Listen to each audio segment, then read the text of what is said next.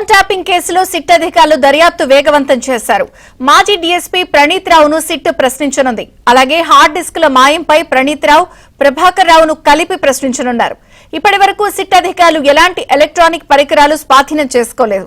కేవలం రాతపూర్వక వివరాలు మాత్రమే సేకరించారు. రేపు మరోసారి ప్రణీత్ రావును సిట్ ప్రశ్నించనుంది.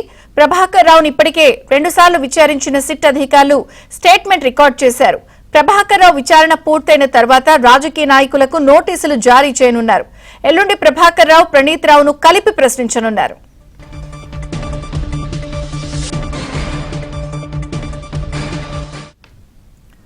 ఇప్పటికే ప్రభాకర్ రావును సిట్ అధికారులు 2 సార్లు ప్రశ్నించారు. ఫోన్ ట్యాపింగ్ అంశంలో రేపు మరొకసారి సుదీర్ఘంగా విచారించి స్టేట్మెంట్ రికార్డ్ చేసే అవకాశం కనిపిస్తోంది. ప్రభాకర్ రావు విచారణ పూర్తయిన తర్వాత కూడా రేపు కూడా మళ్లీ కొనసాగే అవకాశం ఉంది. వివరాలు ప్రవీణ్ అందిస్తారు, క్రైమ్ ప్రతినిధి ప్రవీణ్. ఫోన్ ట్యాపింగ్ కేసులో ఇప్పటికే విచారణ వేగవంతం చేశారని చెప్పాలి. ఈ కేసులో ఇప్పటి వరకు ప్రభాకర్ రావును 2 సార్లు విచారణ జరిపారు. 2 రోజుల పాటు, మొదటి రోజు 8 గంటల పాటు, నిన్న విచారణలో 9 గంటల పాటు సుదీర్ఘంగా విచారణ జరిపి స్టేట్మెంట్ రికార్డ్ చేయడం జరిగింది.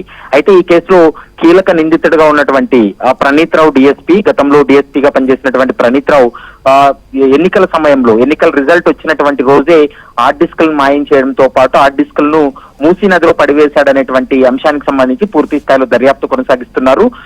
శనివారం రోజు జరిగేటువంటి విచారణలో ఇటు ప్రభాకర్ రావును, ప్రణీత్ రావును ఇద్దరిని కలిపి విచారణ జరపాలనేది ప్రస్తుతం సిట్ బృందం కూడా భావిస్తూ ఉంది. మరోవైపు ఇప్పటి వరకు ఈ కేసులో ఎలాంటి ఎలక్ట్రానిక్ పరికరాలను కూడా స్వాధీనం చేసుకోలేదు. కేవలం వీళ్ళ స్టేట్మెంట్లు, లిఖిత పూర్వకంగా ఇచ్చినటువంటి స్టేట్మెంట్లు మాత్రమే పోలీసుల దగ్గర ఉన్నాయి. కాబట్టి వీళ్ళిద్దరిని విచారించిన తర్వాత మరికొన్ని ఆధారాలు సేకరించాలనేది ప్రస్తుతం సిట్ భావిస్తుంది.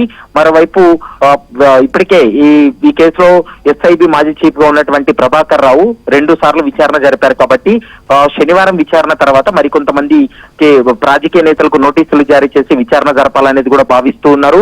ఇక హార్డ్ డిస్కులను ధ్వంసం చేయడం వెనుక ఎవరి పాత్ర ఉంది, ఎవరి ఆదేశాల మేరకు ఈ హార్డ్ డిస్కులు ధ్వంసం చేశారనేటువంటి అంశానికి సంబంధించి ఇంకా క్లారిటీ రాలేదు. కాబట్టి అందుకోసమే ఇటు ప్రభాకర్ రావుని, మరోవైపు ప్రణీత్ రావుని ఇద్దరిని కలిపి విచారిస్తే దానిపైన ఒక క్లారిటీ వస్తుందని భావించి శనివారం ఇద్దరిని కలిపి విచారణ జరిపేటువంటి అవకాశం అయితే కనపడుతుంది. విజయ చంద్రిక.